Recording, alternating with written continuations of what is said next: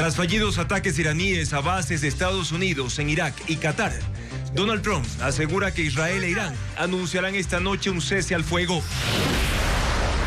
No hay tregua. La recompensa de $1 millón que el gobierno nacional ofrece por alias Fede se extiende a policías y militares y se pagará por entregarlo vivo o muerto. La fiscalía encontró inconsistencias en las versiones rendidas por los militares procesados por la fuga de alias Fede y dijo que la bitácora de la cárcel fue mutilada. El fiscal Wilson Tobainga pide ayuda en la asamblea para establecer mecanismos de protección para fiscales frente a las amenazas del crimen organizado. 3 de cada 10 mujeres y 4 de cada 10 integrantes de la comunidad LGBTI sufren violencia de género en 6 universidades del país, según un estudio que estas instituciones educativas hicieron, encuestando a 6.896 estudiantes. El Consejo de Participación dilata la designación del nuevo fiscal general, cambia el reglamento y no conforma la comisión seleccionadora. El accidente de tránsito de una furgoneta que transportaba a un grupo de danza de Riobamba hacia Guayaquil dejó 2 muertos y 12 heridos. Se definieron los clasificados del grupo B del Mundial de Clubes. El PSG de William Pacho y el Botafogo avanzaron y el Atlético de Madrid se despidió del torneo.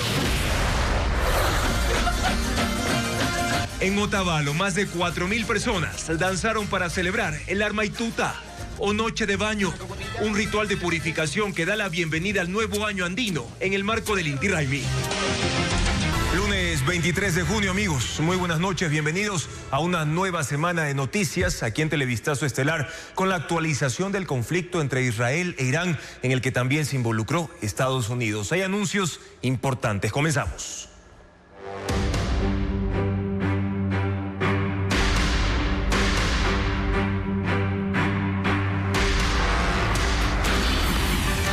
Medio Oriente, el polvorín se extiende.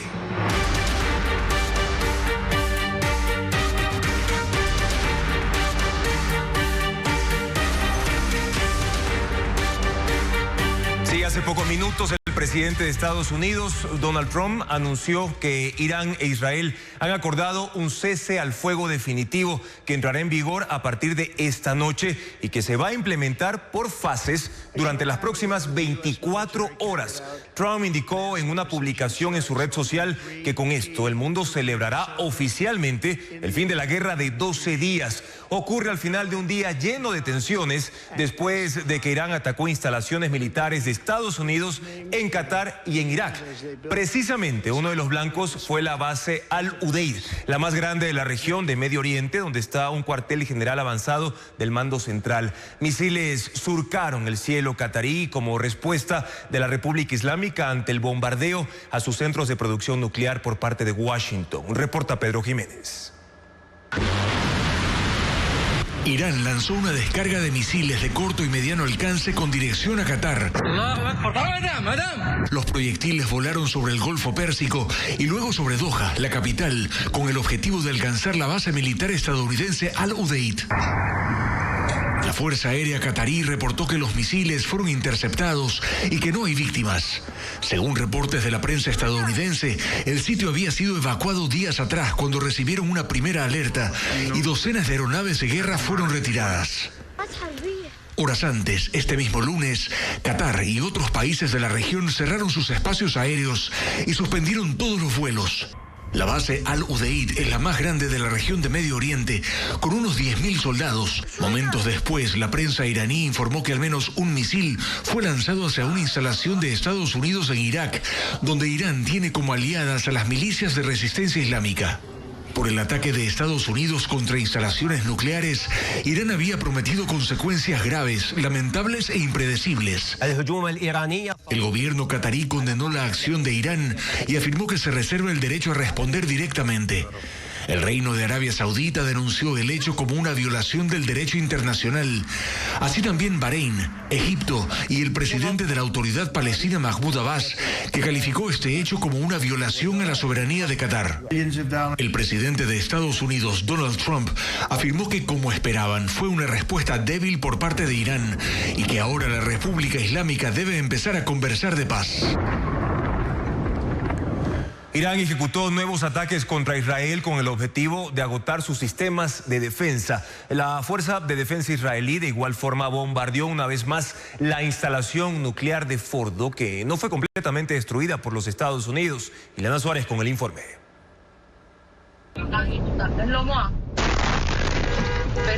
Un video captado por un conductor muestra la explosión tras el impacto de un misil balístico iraní en una carretera cerca de Ashdod, ciudad israelí en la costa del Mediterráneo. Autoridades locales reportan además múltiples impactos de proyectiles en localidades como Tel Aviv, Jerusalén y Ashkelon. La agencia de noticias Fars, dirigida por la Guardia Revolucionaria Islámica, señala que Irán se prepara para un conflicto largo de hasta 6 meses, pues la intención no es solo golpear sitios clave, sino desgastar los sistemas de defensa aérea. Por su parte, Israel ejecutó una ofensiva combinada sobre emplazamientos militares en territorio iraní, entre ellos la sede de la Guardia Revolucionaria en Teherán. Además, destruyeron el ingreso de la prisión de Evin, conocida como el principal centro de detención y tortura para presos políticos, una cárcel que alberga periodistas, académicos y defensores de derechos humanos en Irán. Israel también lanzó un nuevo ataque contra la instalación nuclear de Fordo. Según el diario The New York Times, tras un análisis, el ejército israelí considera que el sitio sufrió severos daños por los bombardeos estadounidenses, pero no ha sido completamente destruido, como dijo el presidente Trump. Fuentes de inteligencia estadounidenses sospechan que antes del ataque, Irán trasladó gran cantidad de uranio enriquecido desde Fordo y hasta ahora desconocen el paradero de ese material nuclear. La Cancillería de Ecuador asegura que gestiona con países de Latinoamérica y también de Europa un vuelo humanitario para evacuar ecuatorianos en Israel. De hecho, Televistazo conversó con algunos de ellos, quienes esperan celeridad en la gestión, ya que de momento la alternativa principal es movilizarse vía terrestre por su cuenta hacia Egipto o Jordania, lo que implica un elevado riesgo, informa Luis Alfredo Zúñiga. Al menos 800 ecuatorianos residen en Israel. Según información de la Cancillería, sobre todo en la ciudad de Tel Aviv, se dedican principalmente al cuidado de niños y adultos mayores, limpieza y trabajos en fábricas. Y algunos de ellos quieren salir de ese país. En el programa Políticamente Correcto, la canciller Gabriela Sommerfeld señaló que se gestiona con países latinoamericanos sobre todo, y también europeos como Italia, España y Reino Unido, para que los ecuatorianos puedan ser incluidos en los vuelos que organicen esos países. Entre todos, porque no hay suficientes personas para un solo país llenar un vuelo. 24 ecuatorianos ya abandonaron Israel, según la canciller, y otros 19 han expresado su intención de evacuar, registrándose en la sección consular de Tel Aviv. La Embajada de Ecuador también coordina con las autoridades israelíes los viajes de los ciudadanos ecuatorianos. Hoy viven con temor y en alerta constante.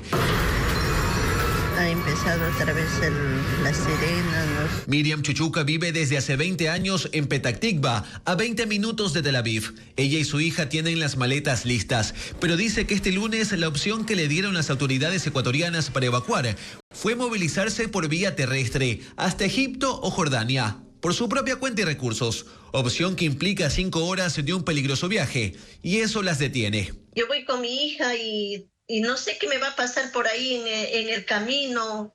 Me secuestrarán, ¿qué me harán? Y el Cine Angulo es parte de la Asociación Amazonas, que reúne a 200 ecuatorianos viviendo en Israel. Señala que muchos se han comunicado porque quieren evacuar y se han registrado en la embajada. Están a la espera de un vuelo, y este lunes les informaron que es posible que el jueves 26 de junio salgan vuelos organizados por Israel, con 2 aerolíneas desde Tel Aviv, con destino a Chipre y Estados Unidos, pero deberán pagarlos, y será para quienes tengan documentos en regla, y eso es una limitante. Es que no podemos pedir un pasaje a Europa porque no tenemos el visado. Quienes cumplan esos requisitos tendrán que registrarse en el Ministerio de Turismo israelí.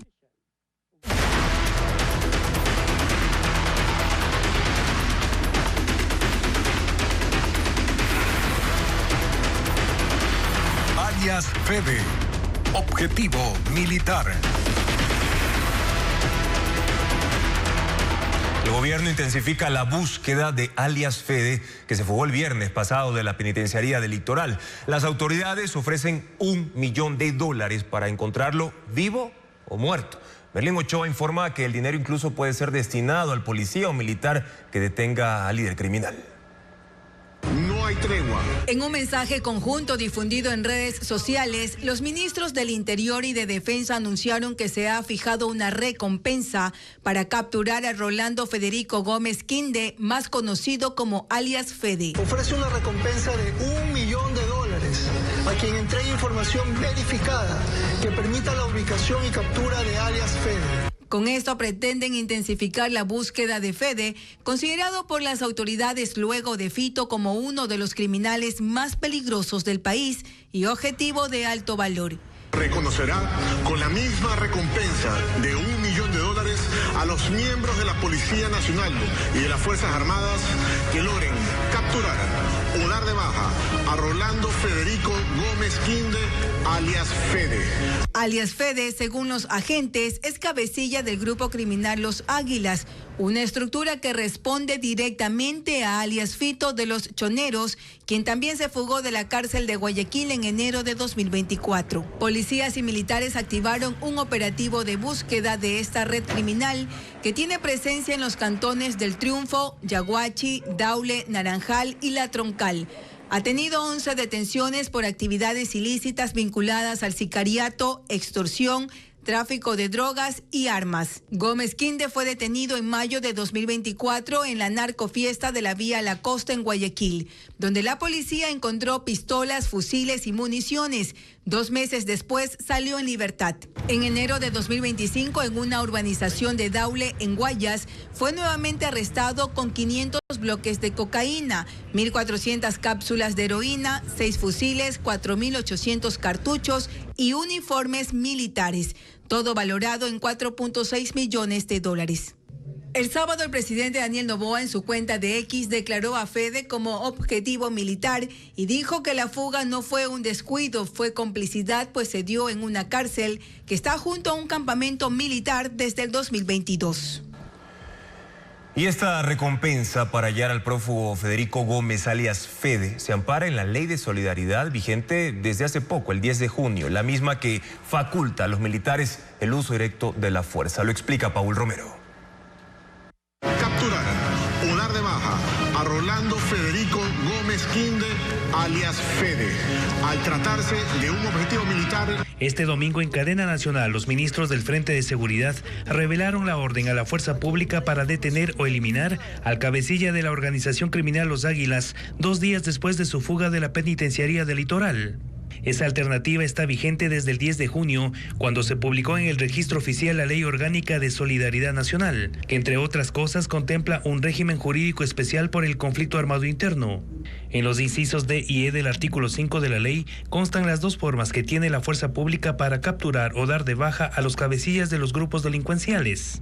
Una, cuando el bloque de seguridad identifique una necesidad militar para someter total o parcialmente a los grupos armados organizados y preservar la seguridad con la menor pérdida posible de vidas y recursos. Y 2, cuando el bloque de seguridad califique un objetivo militar para que los uniformados puedan hacer uso directo de la fuerza en contra de los miembros de los grupos armados organizados, especialmente cuando estos inicien ataques hostiles. Alias Fede es el primer objetivo militar señalado por el bloque de seguridad 13 días después de la aprobación por parte de la Asamblea de la nueva normativa por iniciativa del Ejecutivo. Él no figuraba en la lista de 11 objetivos militares que en abril de 2024 el gobierno elaboró y clasificó en 3 niveles. En esa lista consta en el primer nivel Ismael Zambada, alias Del Mayo, jefe del cártel mexicano Sinaloa, detenido en Estados Unidos. Y Giovanni Rojas, alias Araña, del grupo disidente de las FARC Comandos de la Frontera, detenido en Colombia. En el segundo nivel están 5 cabecillas de grupos delincuenciales. Y en el tercer nivel otros 4, entre ellos Adolfo Macías, alias Fito, de los Choneros, quien escapó en diciembre de 2023 de la cárcel regional de Guayaquil. Y alias Ben 10, asesinado en Colombia en diciembre de 2024. Alias Fede no consta en esa lista, pero fue incluido tras su fuga de la penitenciaría del Litoral. Ahora, en la investigación por la fuga de alias Fede, la Fiscalía halló inconsistencia en las versiones de los militares involucrados y constató que la bitácora de la cárcel fue mutilada. Además, Kevin Prendes, abogado sentenciado en el caso Metástasis, defiende a uno de los militares procesados. Veamos. Los detalles de la fuga de Rolando Federico Gómez Quinde, alias Fede, cabecilla de los Águilas, se conocieron la madrugada del domingo, según el acta de la audiencia de formulación de cargos, en la que se dictó prisión en contra de 19 militares, 2 agentes penitenciarios y un preso. La fiscal del caso expuso al juez las versiones rendidas por los involucrados. 4 reos que compartían el ala 4 del pabellón 12 con alias Fede contaron que solo fueron al policlínico y volvieron. Luego, uno de ellos confesó que el plan era que Federico Gómez se haga pasar por él. También se interrogó a los militares antes de su detención. Según la fiscal, sus declaraciones tuvieron inconsistencias y no coincidieron con la información del cuaderno de registro de entrada y salida. La fiscalía además encontró que la bitácora de la cárcel estaba mutilada. En la audiencia estuvo Kevin Prendes Vivar, abogado del narcotraficante asesinado Leandro Norero. Él fue sentenciado en el caso Metástasis, pero cumple medidas alternativas hasta que su condena quede en firme. Prendes defiende a uno de los militares procesados por la fuga de alias Fede. Otros militares procesados que llevan más de 20 años en las Fuerzas Armadas alegaron que en la penitenciaría cumplen órdenes y no pueden moverse de su sitio, que los presos siempre salen con un listado y al tratarse de uno de alta peligrosidad, debía darse un seguimiento constante a sus movimientos, pero que esa autorización debe venir de arriba. El juez ordenó que los 22 procesados cumplan prisión en el Centro de Detención Provisional de Guayaquil, ubicado en el complejo carcelario al que también pertenece la Penitenciaría del Litoral, de donde fugó el cabecilla de los Águilas. El acoso sexual persiste en las universidades ecuatorianas. 3 de cada 10 mujeres han sufrido violencia basada en género. Diego Puente informa que 6 instituciones fueron parte de un estudio con más de 6.000 participantes. Un estudio de 6 universidades concluye que se ha normalizado en sus predios la violencia de género. También reconoce que hacen falta mecanismos para prevenir insultos y discriminación por diversidad sexual. El estudio se llamó Universidades sin Violencia de Género y se basó en encuestas a 6.896 estudiantes. 4 de cada 10 estudiantes de grupos LGBTIQ+ dijeron haber sufrido violencia de género. Lo mismo ocurre con 3 de cada 10 estudiantes mujeres. Lo más común dentro de las universidades es el acoso sexual. Según la investigadora, estos casos incluyen chantajes, abuso de poder y propuestas para mejorar calificaciones por favores sexuales. También hay acoso de compañeros con palabras o tocamientos. La mayoría de estudiantes se siente vulnerable a la violencia basada en género. 6 de cada 10 dicen que las universidades son inseguras. 7 de cada 10 señalan que prevalece la impunidad y que sus denuncias no tienen seguimiento. Y 8 de cada 10 están seguros de que se trata de ocultar las denuncias para no afectar la imagen de la universidad. El estudio recoge que los estudiantes justifican estas actitudes. 3 de cada 10 encuestados dice que el acoso se da por la vestimenta de la víctima. 7 de cada 10 considera que quien ejerce la violencia usa drogas y 9 de cada 10 dice que el violentador tiene problemas psicológicos. Las universidades tienen protocolos para actuar en estos casos. En el SPOCH, cada caso pasa a un comité que debe investigar. Se da a la víctima atención psicológica y legal.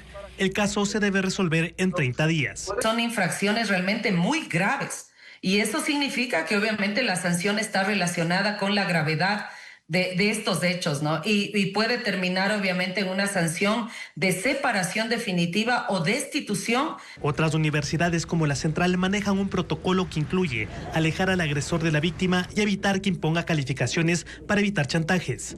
En casos donde se determine violencia sexual, también se envía el expediente y una denuncia a la Fiscalía. Estados Unidos aprobó el uso del lenacapavir, la primera inyección preventiva contra el VIH que solo requiere 2 dosis al año. Ha demostrado en ensayos clínicos que reduce el riesgo de transmisión del virus en 99.9%. Pero ¿cuán asequible es? La respuesta con Bessie Granja. Es considerado por la revista Science como el avance científico del año. Se trata del fármaco lenacapavir, un antirretroviral que ataca el virus de inmunodeficiencia adquirida VIH durante sus primeras etapas. La Administración de Alimentos y Medicamentos de Estados Unidos, FDA, aprobó el uso de esta inyección, cuya eficacia es del 99.9%. El medicamento se administra en 2 inyecciones cada 6 meses, bajo la piel del abdomen. Lenacapavir es importante para mí porque me permite ir solo 2 veces al médico y sentirme totalmente protegido contra el VIH, independientemente de si mi pareja vive con VIH o no. Organizaciones que luchan por la prevención del VIH calificaron la llegada de este medicamento como una oportunidad sin precedentes en más de 4 décadas. Aún no tenemos una vacuna, pero estamos muy cerca de ofrecer una muy buena protección y prevención contra el VIH. Esto es un punto de inflexión, pero es inhumano no brindarle esto a quienes lo necesitan. El acceso al lenacapavir presenta varios desafíos, sobre todo para la población de bajos ingresos. De acuerdo con sus creadores, el tratamiento está aprobado para adultos y adolescentes que pesen al menos 35 kilos y que se encuentren en riesgo de adquirir VIH. El fármaco se recomienda para quienes no viven con la enfermedad.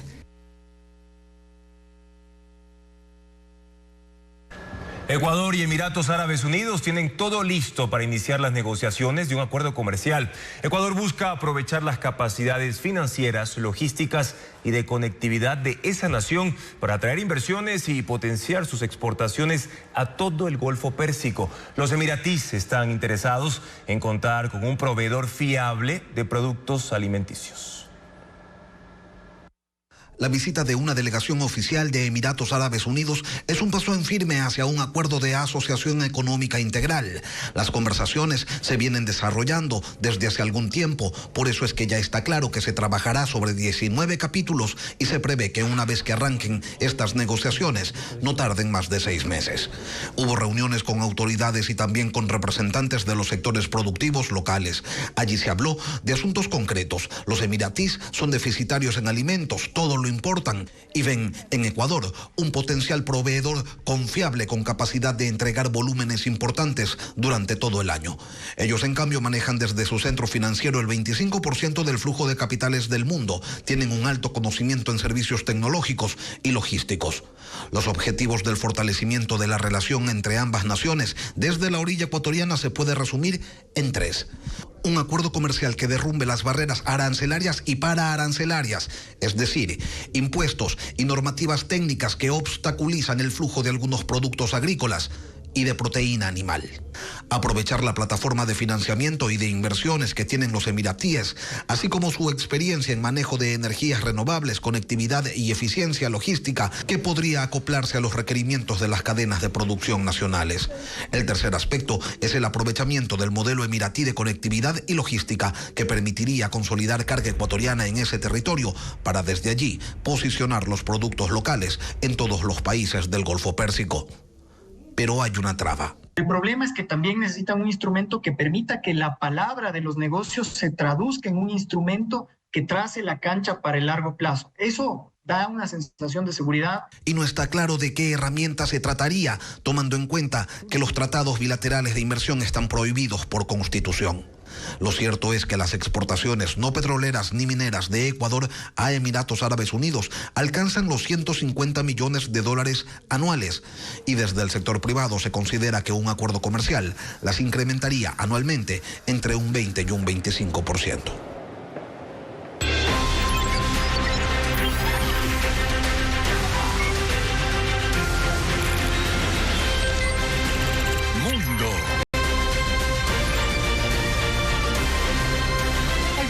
De Estados Unidos, Donald Trump, viajará mañana a Países Bajos para la cumbre de jefes de Estado y de gobierno de la OTAN. Llegará este martes al final de la tarde por un cambio de itinerario tras el conflicto con Irán. La cumbre tendrá como eje sobre todo la elevación del gasto militar de cada uno de los 32 países miembros, que deberán invertir hasta un 5% de sus presupuestos en materia de defensa. Rusia lanzó un nuevo bombardeo masivo en Ucrania tras condenar el ataque de Estados Unidos contra Irán. En un ataque nocturno, drones y misiles rusos mataron al menos a 10 civiles. Se reportaron 7 muertes en la capital de Kiev. Decenas de vehículos, algunos quemados y otros destrozados por los escombros que salieron despedidos de la explosión, quedaron esparcidos frente al edificio de apartamentos impactado que se derrumbó parcialmente. En Siria se incrementa a 25 el número de víctimas fatales por el ataque terrorista en la iglesia greco-ortodoxa de San Elías en Damasco. El atentado suicida está atribuido a un miembro del autodenominado Estado Islámico que abrió fuego y se inmoló al hacer estallar un cinturón con explosivos. Otras 63 personas resultaron heridas. El actual régimen sirio al mando de Ahmad al-Sharaa lucha por ejercer autoridad en todo el país, ganándose el apoyo de las minorías religiosas, pero hay preocupación por la presencia de células de grupos extremistas que continúan en ese país devastado por años de guerra interna. Y en India, una mujer se salvó de una explosión por fuga de gas en la cocina de una casa. El video, que ya se ha vuelto viral en redes sociales, muestra a un hombre y una mujer intentando cerrar la válvula del tanque de gas, tirados en el suelo de la cocina. Sin embargo, el gas ya había saturado el aire de la habitación, creando un ambiente inestable. Entonces se produce una explosión de la estufa. Afortunadamente, la mujer tenía las puertas y ventanas abiertas, lo que probablemente les salvó la vida. Un festival de cine portugués en Quito y un concierto filarmónico en Guayaquil son parte de la agenda cultural y de entretenimiento de esta semana. Luis Alfredo Zúñiga con la información de estos y otros eventos.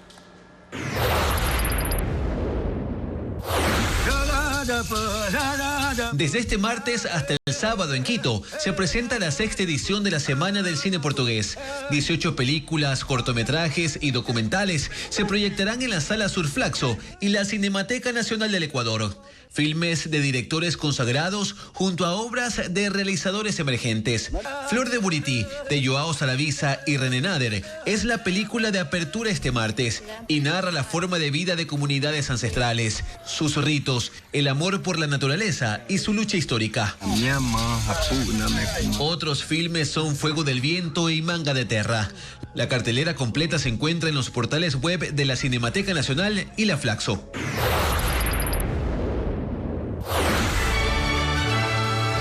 En el auditorio del Museo Municipal en Guayaquil, la Orquesta Filarmónica Municipal presentará un concierto de cámara el miércoles 25 de junio desde las 8 de la noche. En el evento se interpretarán piezas clásicas y contemporáneas. Contarán con el trompetista estadounidense Risland como solista invitado. El evento se presentará a las 6:30 de la tarde.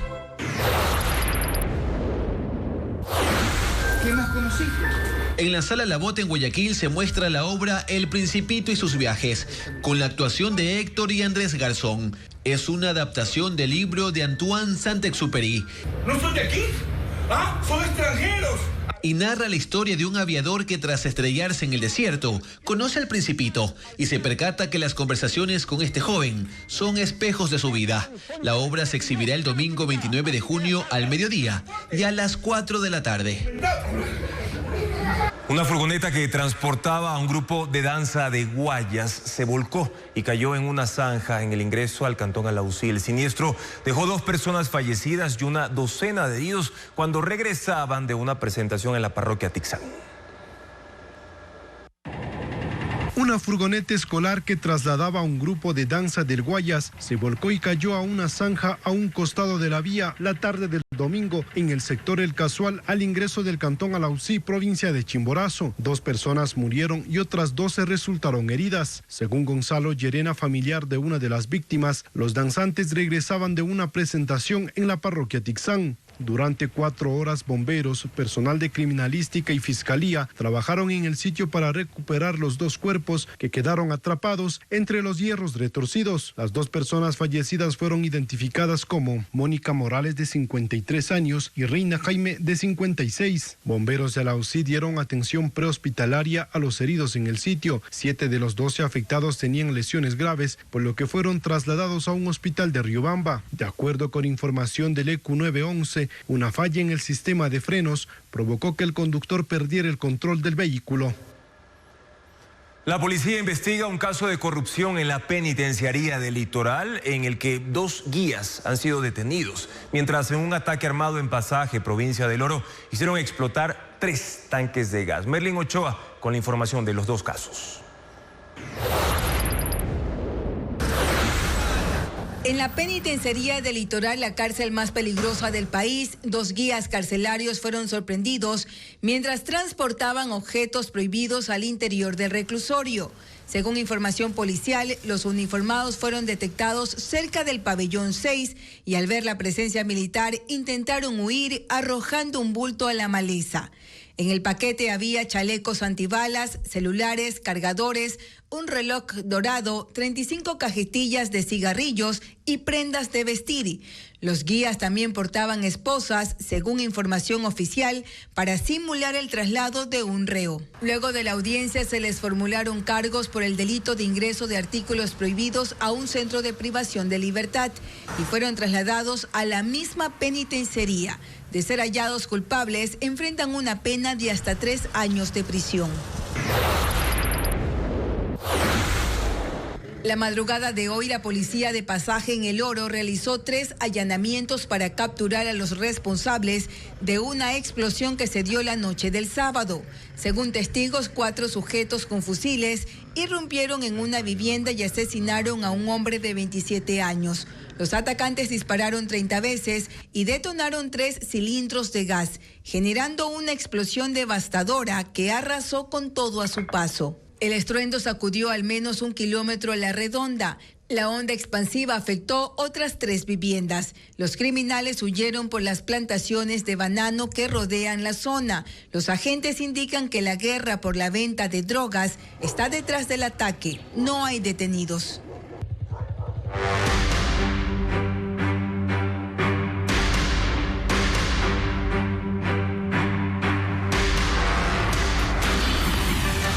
Medio Oriente, el polvorín se extiende.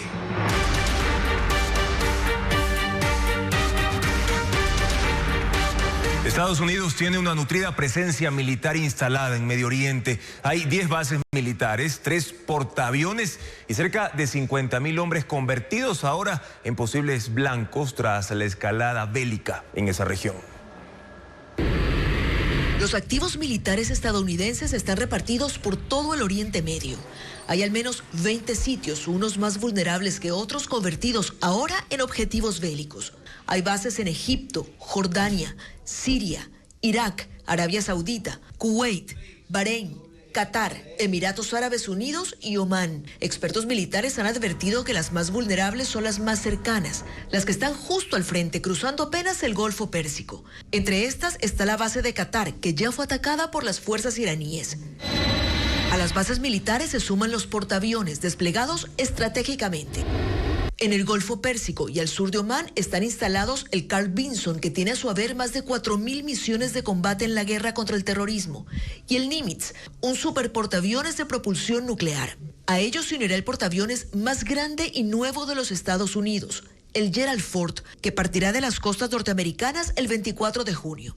La pregunta es, ¿tiene Irán por sí solo capacidad para atacar a todo el despliegue militar norteamericano en Oriente Medio? No por sí solo.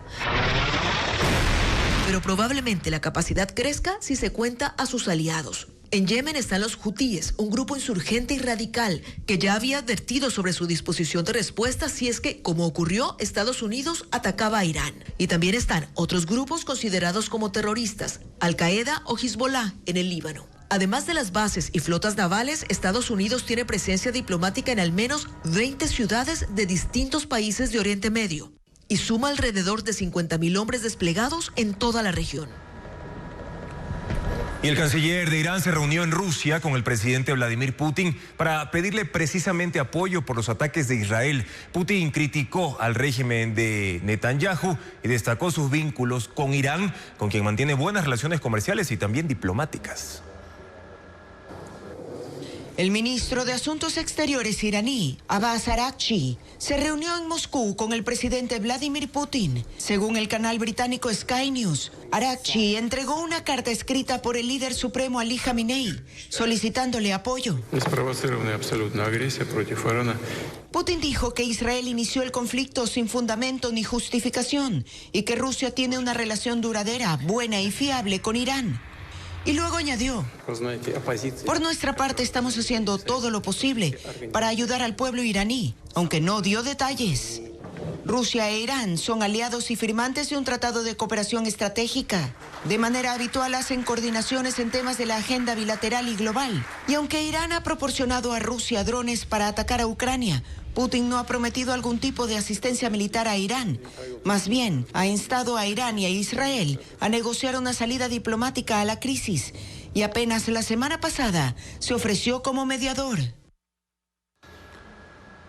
Además, el Parlamento iraní solicitó el cierre del estrecho de Hormuz, por donde circula el 20% del petróleo mundial, en respuesta a los recientes ataques de Estados Unidos contra instalaciones nucleares en Irán. De concretarse esa decisión, el precio del crudo podría experimentar variaciones impredecibles. Adriana Bermeo informa por qué. Una de las amenazas que Irán emitió a propósito de los ataques de Estados Unidos es cerrar el estrecho de Hormuz. De hacerlo, esto traería consecuencias impredecibles en el aumento del precio del petróleo. El estrecho tiene apenas 34 kilómetros de ancho y conecta el Golfo Pérsico con el Golfo de Omán, pero su importancia trasciende su tamaño. Por él circulan 20 millones de barriles de crudo por día, que representan el 20% de la producción mundial. Se exportan desde Arabia Saudita 36%, Irak 18%, Emiratos Árabes 17%, Kuwait 12%, Irán 9% y Qatar 7%. El 85% llega a mercados asiáticos, China, India, Japón y Corea del Sur. El resto, el 15%, se vende a Estados Unidos y Europa. Expertos advierten que si se cerrara el estrecho, el barril podría llegar a $100 o más. Por esa vía fluvial también se transportan combustibles y gas. Los países del Golfo importan maquinaria, alimentos, vehículos y tecnología. Este es el principal acceso comercial. El tema está en el centro de atención porque el Parlamento iraní pidió ese cierre tras el ataque de Estados Unidos a las instalaciones nucleares. Cumplir con la amenaza necesita la aprobación del Consejo Nacional de Seguridad de la República Islámica. La Fiscalía solicitó apoyo a la Asamblea Nacional para establecer mecanismos de protección para fiscales y sus familias. Wilson Toainga, titular de la institución, compareció ante el Legislativo y denunció la falta de personal, la ausencia de evaluaciones y la inacción del Consejo de la Judicatura. Francisco Garcés tiene más detalles de la sesión. Desde el 2013, los fiscales del país no son evaluados.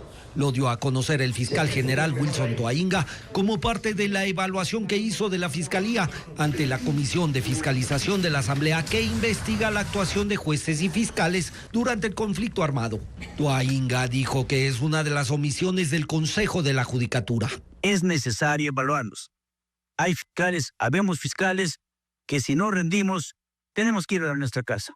Ninguna institución del Estado puede decir al día de hoy que no esté permeabilizada. Ninguna institución. Y eso tenemos que ser transparentes para con la sociedad en general. El fiscal mostró más cifras. Su institución ha levantado 68 procesos administrativos contra jueces, fiscales y otros operadores de justicia, pero el Consejo de la Judicatura solo ha sancionado a 7 fiscales y 8 jueces. Otra de las omisiones de ese consejo, dijo Toainga, es no haber nombrado nuevos fiscales, pese a que desde el 2019 esa institución ha hecho 16 pedidos. No ha respondido y el último concurso para fiscales lo hizo en 2015. El país tiene 887 fiscales, pero faltan 600 para cumplir con los estándares internacionales. Tras resumir la situación, Toa Inga pidió ayuda a la Asamblea para proteger a los fiscales que están obligados a mostrar sus rostros en los procesos contra el crimen organizado. Según dijo, hay 53 fiscales que han sido amenazados, a pesar de estar protegidos. Está protegiendo al funcionario, pero también este funcionario tiene familia, al cual debemos proteger. Porque el momento que viene una amenaza en contra de un funcionario, de un fiscal, también va inmiscuido la familia y eso es algo que demanda mayor intervención. Ante estos pedidos, el presidente de la Comisión de Fiscalización dijo que los incluirá en una propuesta de reformas a la Ley Orgánica de la Función Judicial. Nosotros en el informe vamos a aportar con elementos de acuerdo a lo que hemos recibido en todas estas comparecencias. Bueno, una de las cosas son las sanciones más expeditas para jueces y fiscales, porque tenemos un tiempo bastante amplio de sanciones a jueces y fiscales que no se llegan a concretar muchas de ellas. La comisión espera la comparecencia del presidente de la Corte Nacional de Justicia, José Swing, y de los miembros del Consejo de la Judicatura antes de emitir un informe sobre su investigación. La nueva ley de solidaridad nacional otra vez es invocada para intentar liberar a militares. Uno de los uniformados que está preso por la fuga de alias Fede apeló la prisión preventiva citando la norma que establece que esa medida no podrá dictarse cuando el hecho tenga que ver con el cumplimiento de su deber. Jacqueline Rodas lo explica en el siguiente reportaje. Uno de los militares procesados por la fuga de alias Fede, cabecilla de la banda de los Águilas, busca salir de la cárcel invocando la recientemente aprobada Ley de Solidaridad Nacional. Se trata de Roberto Chamorro Villón. Él apeló la orden de prisión preventiva dictada este domingo en contra de 19 militares, 2 agentes penitenciarios y un interno de la penitenciaría de Guayaquil, de donde escapó el recluso. En el recurso, el abogado de Chamorro cita la nueva ley que establece que en ningún caso se dictará prisión preventiva a un militar en conflicto armado interno cuando el hecho investigado tiene relación con el cumplimiento de su deber. Ese artículo ya fue citado ayer por el abogado del Ejército durante la formulación de cargos, pero el juez en su decisión zanjó el tema. La situación de los miembros de las Fuerzas Armadas no se adecúa a la Ley Orgánica de Solidaridad Nacional porque la imputación fiscal por el delito de evasión trata del incumplimiento de su deber legal, mas no del cumplimiento de su deber legal. En consecuencia, no es aplicable dicha norma. Pese a esta aclaración, el militar Roberto Chamorro presentó la apelación que deberá ser resuelta por un tribunal de la Corte Provincial de Justicia del Guayas. La Ley de Solidaridad Nacional también fue invocada por los militares que están presos por la desaparición de los 4 niños de las Malvinas, pero un tribunal de Cotopaxi les negó el recurso. Y hay cambios en el texto de la Ley de Integridad que mañana entrará al segundo debate en el Pleno de la Asamblea Nacional. Entre las modificaciones se confirma la inclusión de los fiscales en las sanciones por prevaricato en el Código Penal. Diego Cuenca describe otras novedades que este domingo fueron aprobadas en el informe para el segundo debate. Mañana a las 3 de la tarde en el Pleno de la Asamblea Nacional se realizará el segundo debate de la Ley de Integridad Pública, cuyo informe se aprobó este domingo con el respaldo de 8 legisladores de la Comisión de Desarrollo Económico. Este proyecto reforma 19 normativas para regular la gestión del Estado y acabar con la corrupción en instituciones públicas. En ese nuevo texto se incorporó reformas al Código Penal para incluir a los fiscales en las sanciones por prevaricato. Es decir, cuando toman una decisión intencional en contra de una ley. Porque actualmente el CODIP solo establece penalidad para jueces y árbitros. En las disposiciones transitorias señala que toda entidad pública que tenga bienes destinados a la formación policial los transfiera a la Universidad de Seguridad Ciudadana y Ciencias Policiales en un plazo de 6 meses. También reforma la ley de transporte para que los contratos para medios tecnológicos que captan infracciones de tránsito, como los radares, no estén condicionados a los valores que se recauden por las multas. Además, suspende las sanciones económicas por infracciones de tránsito, mientras se evalúan las acreditaciones de las empresas que calibran los radares. Ese es el segundo proyecto de ley económico urgente que envió el presidente Noboa como parte de su nuevo periodo de gobierno. El gobierno cuenta con una garantía del Banco Interamericano de Desarrollo para que inversionistas privados inician la construcción de 12 proyectos de generación de energía renovable. Así lo anunció la vocera presidencial hoy, quien también dio detalles sobre la agenda que cumple el presidente durante su gira internacional. Francisco Garcés amplía la información. El Ecuador cuenta con una garantía de $77 millones del BID para que arranque la construcción de 12 proyectos de energía renovable que estaban detenidos desde el 2023. Carolina Jaramillo, vocera presidencial, informó que la garantía es parte de una nueva línea de crédito de $140 millones del Banco Interamericano de Desarrollo. Son 7 proyectos fotovoltaicos, 5 en Imbabura, 1 en Galápagos y 1 en los terrenos de la fallida refinería de El Arromo en Manabí. Son 500 megavatios. También 3 hidroeléctricas en Pichincha y Morona, Santiago para 150 megavatios y 2 eólicos en Loja que generarán 154 megavatios. Estos pueden durar 1 año y medio o 2 años y los hidroeléctricos sin duda toman un poco más de tiempo. Entonces esperamos que todos estos proyectos que suman 810 megavatios estarían culminándose en este mismo periodo de gobierno. La vocera presidencial también dio a conocer los detalles de la agenda que cumple el presidente en su gira por China, España e Italia. En China estará hasta el 27 de junio. Se reunirá con el presidente Xi Jinping y el primer ministro de ese país. Adicionalmente, se encontrará con el primer ministro de Vietnam y el presidente del Foro Económico Mundial. Jaramillo dijo que la prioridad es atraer inversiones para el sector energético. En España, Noboa estará entre el 28 y 30 de junio. Se reunirá con el rey Felipe VI y con el secretario de la ONU, el presidente del Banco Mundial, la directora del FMI y el director de la OMC. En Italia, entre el 30 de junio y el 3 de julio, se reunirá con el presidente Sergio Mattarella y otras autoridades, entre ellas el fiscal general italiano.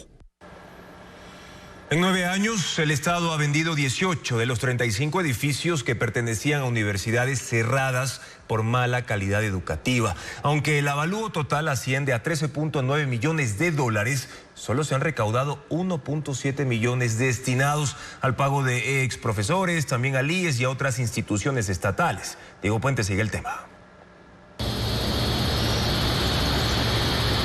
Esto es lo que queda del campus principal de la extinta Escuela Superior Politécnica Amazónica, un edificio en ruinas a las afueras de Tena, en Napo. El estado de sus 5 pisos era distinto hace 12 años, cuando estudiaban 3.000 estudiantes de forma presencial y a distancia. Desde su cierre, la maleza ganó espacio. Se tomó los estacionamientos, la biblioteca, aulas y laboratorios. Los vidrios de sus característicos ventanales están rotos y el cableado eléctrico y la tubería fueron desmantelados. El olor a lodo podrido y excremento de murciélagos es penetrante. Es uno de los edificios que pertenecían a las 14 universidades públicas y privadas cerradas hace 12 años por baja calidad y que por mandato legal desde el 2016 debían venderse, pero se mantienen en el fideicomiso Más Calidad. Según el Consejo de Educación Superior que dirige el fideicomiso, hay 35 edificios y casonas, 2 vehículos, una moto y 25 bienes muebles por $13.900.000. Aunque la ley decía que los bienes debían venderse en 3 años, en 9 años se enajenaron 2 inmuebles, 18 muebles y los 2 carros. Lo recaudado asciende a $1.700.000. El dinero ha servido para pagar las deudas que esas instituciones educativas tenían principalmente con sus trabajadores, con el IES, SRI y con el CES. Porque el CES hizo cargo de estos estudiantes, activó planes de contingencia para poder garantizar el derecho de que ellos culminen sus estudios, todos estos alumnos que fueron perjudicados por el cierre de universidades. La demora en la venta, según el presidente del CES, se debe a 2 factores.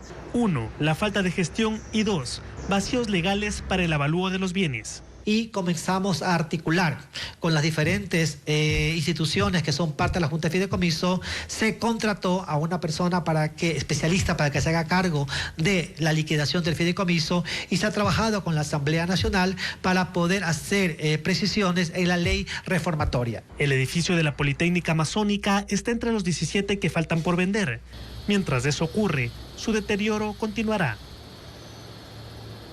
Mañana conozca cuáles son los bienes de las universidades cerradas que han sido ya vendidos y para qué sirven en la actualidad. En otros temas, pese a que el presidente del Consejo de Participación, Andrés Fantoni, se comprometió a tener en un mes a los miembros de la Comisión Ciudadana de Selección para ya iniciar el concurso de fiscal, esto no se cumplió. En su lugar se reformó el reglamento y se abrió una nueva convocatoria para sumar veedores, como le informa Fabiola Santana. Hasta el viernes debió estar conformada la Comisión Ciudadana de Selección para iniciar con el concurso de fiscal general. Así lo había ofrecido el presidente del Consejo de Participación, Andrés Fantoni, tras la renuncia de Diana Salazar. Pero esto no ocurrió y en su lugar ese día aprobaron reformas al reglamento vigente hace 9 meses. Con la nueva normativa las dilaciones no terminan. El miércoles anterior el Consejo decidió hacer otra convocatoria para que más ciudadanos se sumen a la veeduría del concurso que ya estaba conformada. Y así, en lugar de avanzar, el proceso sigue en retroceso. Esta mañana el presidente del Consejo de Participación estuvo en un foro con la academia y se le consultó por qué no avanza el concurso y dio una nueva fecha de inicio. Vamos a hacer una nueva convocatoria para poder incorporar más ciudadanos que nos han solicitado por parte del CPCCS. Nosotros no somos una institución que cierra las puertas, al contrario, la abrimos mucho más grande y es por eso que necesitamos culminar este proceso que llevará poquísimas semanas, por no decirle una semana, y poder ya hacer la convocatoria a todo el Ecuador. Por ahora, esa institución tiene una considerable deuda con el país en materia de justicia, pues además de la Fiscalía mantiene prorrogados a los vocales del Consejo de la Judicatura. Esta última institución entrará en crisis si la Asamblea destituye a Solanda Goyes, pues se quedaría con 2 vocales y sin capacidad de sesionar y tomar decisiones. En este caso, el inicio del concurso no avanza porque el presidente Daniel Noboa desde diciembre no envía la terna del Ejecutivo. Y 30 empresas conforman el primer clúster nacional de cannabis no psicoactivo. Se dedican al cultivo y producción de cremas, alimentos, medicinas, bebidas y hasta cosméticos. Adriana Bermeo precisa que el año pasado esta industria generó $14 millones y más de 30,000 empleos directos. Ecuador tiene el primer clúster o grupo de industrias de cannabis no psicoactivo. Está conformado por 30 empresas y se presentó oficialmente este fin de semana en Quito con el respaldo de los ministerios de Producción y de Agricultura. El objetivo del clúster es impulsar esta actividad que incluye la siembra, cultivo y producción de artículos finales. Es una industria creciente en Ecuador. El Ministerio de Agricultura emitió un informe este año que detalla que hay 705 empresas. El 60% está en Pichincha y Guayas, 800 productos en el mercado, 300,000 usuarios de cannabis en el país, 30,000 empleos directos y 144,000 empleos indirectos. En el 2024 generó $14 millones. La industria del cannabis destaca por su variedad. Hay aceites, cremas, colágeno, shampoo, cremas, infusiones y bebidas. Productos que ya se exportan a Estados Unidos, Francia, Suiza, Islandia y Reino Unido. Incluye cáñamo industrial, en donde toda la gama de producción va desde el tema de textiles, productos finales, alimentos, suplementos, cosméticos y también en el área veterinaria. El cannabis no psicoactivo es legal en el país desde el 2019. No es una droga, no causa alucinaciones ni adicciones. Contiene cannabidol o CBD, un componente natural que mejora la calidad del sueño, disminuye cuadros de estrés, ansiedad y dolor por golpes o enfermedades crónicas. Como parte del lanzamiento del primer clúster de cannabis, se hizo una exhibición gastronómica en la que expertos mostraron cómo se potencian sabores en platos y bebidas. En Pujilí, el cale comienza a abrirse camino entre los cultivos tradicionales. Esta verdura de origen europeo y de alto valor nutricional se produce de forma orgánica en parcelas rotativas de La Victoria. Sandy Espinosa informa que lo que empezó hace 5 años como una siembra experimental, hoy se consolida como un modelo agrícola de Cotopaxi. El aroma a tierra húmeda y hojas frescas guía el camino por estos cultivos orgánicos en La Victoria, al sur de Pujilí, en Cotopaxi. Allí, entre zanahorias y cebollas, florece una novedad: el kale. Esta verdura de origen europeo se ha adaptado a los suelos andinos como parte de un modelo agrícola que prescinde de químicos y apuesta por los multicultivos. También llamado col rizada, destaca no solo por su apariencia, sino por su valor nutricional. El calcio que contiene es más fácil de asimilar que el de la leche y su hierro se absorbe con mayor eficacia que el de la espinaca. En 400 parcelas de 250 metros se cultivan 3 tipos: dinosaurio Saurio, Morado y Crespo. Su ciclo de cosecha es de 3 meses. Aunque al inicio se sembraba con semilla importada, ahora los mismos agricultores han aprendido a reproducirla a partir de la floración de las plantas. Van en algún momento a producir sus semillas, estas se secan y nosotros las cosechamos y ya están viables para poder germinarlas y utilizarlas otra vez nuevamente como cultivo. Este sistema agrícola prioriza el cuidado del suelo. 10 personas trabajan en la preparación, limpieza y rotación para evitar plagas sin recurrir a químicos. La temperatura promedio oscila entre los 12 y 15 grados y el riego requiere 3 litros de agua por segundo. Contamos con un suelo franco arenoso, hemos trabajado muchísimo con la incorporación de abonos verdes, de abono orgánico para mejorar la estructura como tal. Así tenemos un buen movimiento de agua, de nutrientes, de aire, espacio poroso. Cada semana, 5 toneladas de verduras y hortalizas salen desde La Victoria hacia diferentes rincones del país, especialmente Guayaquil y Quito. Los agricultores personalizan cada caja según las preferencias de los consumidores y logran abastecer a más de 400 familias con productos frescos y orgánicos. Y en lo alto de las montañas de Boyacá, en Colombia, se estrenó una atracción turística. Una caminata de 1 hora y media lleva a los visitantes a la escalera colgante más larga del país. Incluso muchos la describen como un ascenso directo al cielo. Las imágenes en este informe de Coavisa junto a nuestro canal aliado Caracol.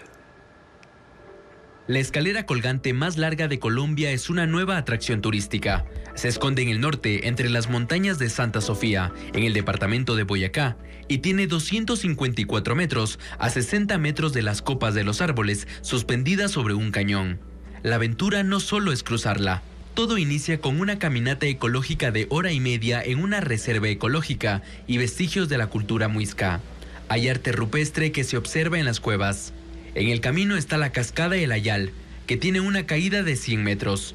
Sudorosos, los turistas llegan a la escalera, imponente y temerosa al mismo tiempo. Uno empieza a ver un poquito abajo y se le empieza a temblar, pero dando un pasito a la vez, yo creo que uno se siente como un pajarito ahí pasando por encima de los árboles. Para cruzarla debe dar 609 pasos. El recorrido tarda entre 15 y 20 minutos. Después de dar ese último paso, a más de uno le vuelve el alma al cuerpo. Los visitantes la denominan la escalera que va rumbo al cielo. El observatorio Vera Rubin en Chile presentó sus primeras imágenes del universo mostrando regiones de formación estelar y galaxias lejanas. Además, Tesla inició pruebas de robotaxis sin conductor en Austin, Texas, con una tarifa promocional de $4.20.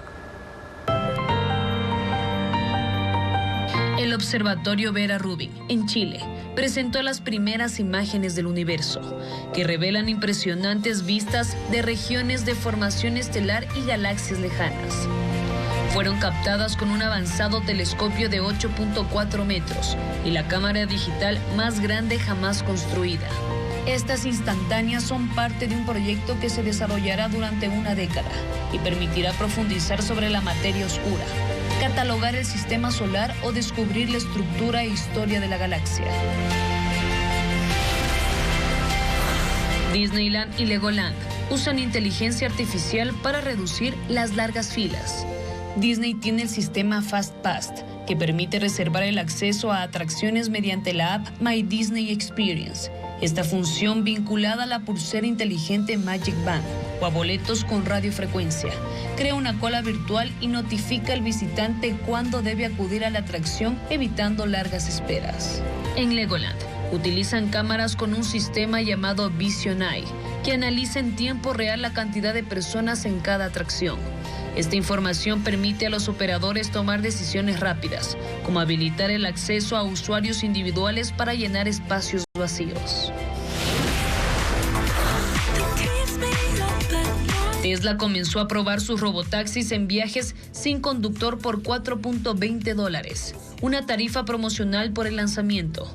10 vehículos circularon en una zona limitada en Austin, Texas, Estados Unidos, bajo supervisión.